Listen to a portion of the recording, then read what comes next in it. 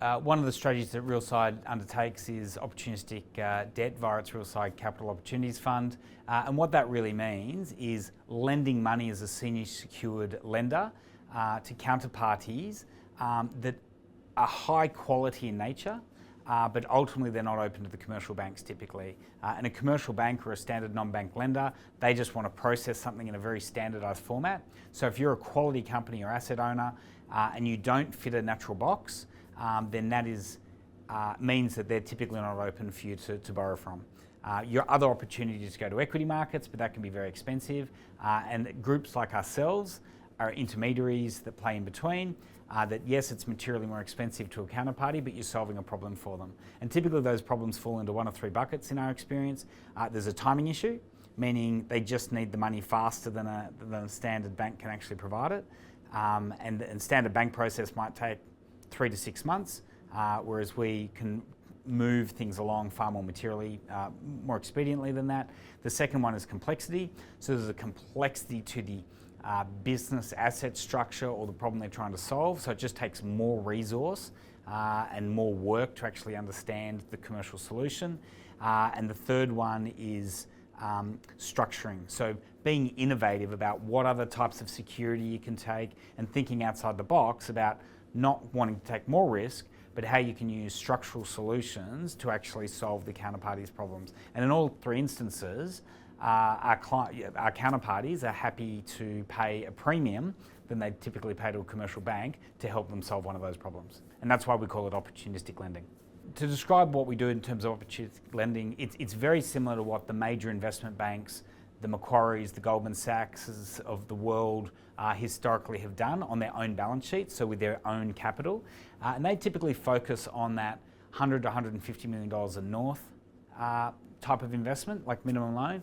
Whereas for us, we focus on that $20 to $100 million individual loan. So that's what we call mid-market investments. And ultimately with that, the key thing we're always focused on is liquidity. You know, the asset owners or the companies are slightly smaller than they are in that big end of town. We don't compete with those investment banks. Often we partner with them on certain investments. But ultimately liquidity is your friend in this space. So one of the parts of our process is really focusing on what's the exit, what's the mechanism for our borrower to repay us. Is it the sale of an asset? Is it the completion of a project that then can be refinanced by a normal commercial bank, et cetera, et cetera. So liquidity is a key focus for us always as part of our investment due diligence process.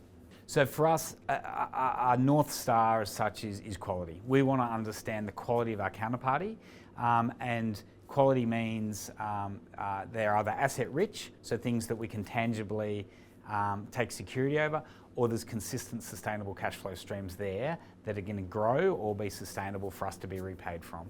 So quality is the key counterparty. Now our ESG framework is ultimately built in a manner that it protects us from going into companies which are under social change, under major environmental change, have governance issues, etc.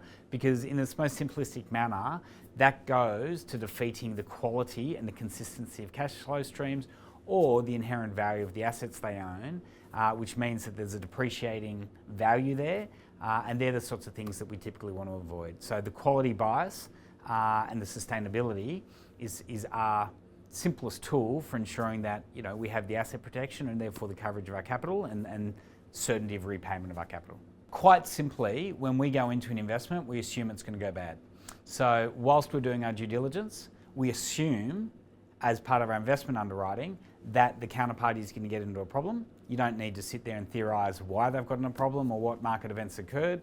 And we ensure that we build in scenarios and do due diligence on what the process of taking from where we are to getting our capital and our return out. And that typically means that we can appoint liquidators up front to do part of the consultancy work to understand what the residual value in a stretched sale environment might be of inventory or might be of assets or PP&E. But that mentality that something's going to go wrong and then understanding how you're going to solve for that in the circumstance it does, we found is a wonderfully beneficial way of looking at a problem from the other circumstance. Because once you've entered into the loan documentation, you're not going to get paid more. So your returns are capped, and they're very attractive returns. They're typically in the mid to high teens in terms of loans. But ultimately, capital preservation and return of our coupon as well is key.